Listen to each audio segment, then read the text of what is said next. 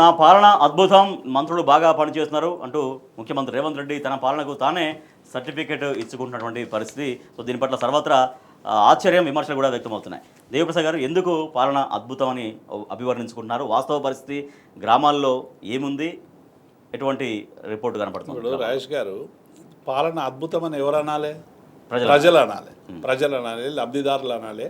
BC కులగల్లో మీరు అద్భుతాలు సృష్టించలేదు.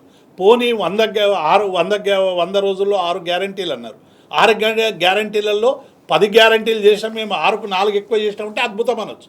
ఇవాళ అడగంటిపోతున్నది. మీరు 10లో కనీసం మీరు 6 గ్యారంటీలలో ఏం చేసారు? రుణమాఫీ సరిగ్గా చేయలేదు, రైతు బంధు సరిగ్గా లేదు, పెన్షన్లు ఇస్తూనే లేరు, బోనసు కొంతమందికే పర్మిట్ చేసారు, రైతు కూలీలకు ఇచ్చింది లేదు. ఇలా ఇంటర్నేషనల్ స్కూళ్ళకు సంబంధించినటువంటి అది లేదు. ఇవన్నీ కూడా మొత్తం 6 గ్యారంటీల్లో అన్ని ఎగవేతలు కూల్చివేతలు తప్ప ఏం చేసినారు? ఒక హైడ్రా మూసి, అంటే మేనిఫెస్టోలో పెట్టిన 2 హైడ్రా పేరు మీద హైదరాబాద్ నగర ప్రజలను భయకంపితులు చేసేటువంటి ప్రయత్నం చేసిండు.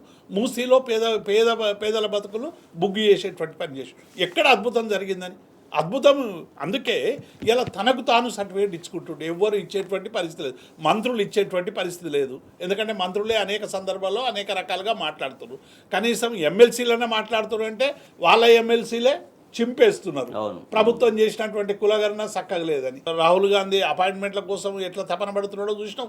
ఒక మోదీ అపాయింట్మెంట్ మాత్రం చాలా వస్తుంది. ఎందుకంటే చంద్రబాబు నాయుడు ద్వారా మోదీ మీద ఇన్ఫ్లుయెన్స్ వేసుకొని ఇక్కడ ఎన్డీఏ పాలన, మరొక పాలన కొనసాగి ఇక్కడ జరుగుతున్నది కాంగ్రెస్ పాలన కాదు.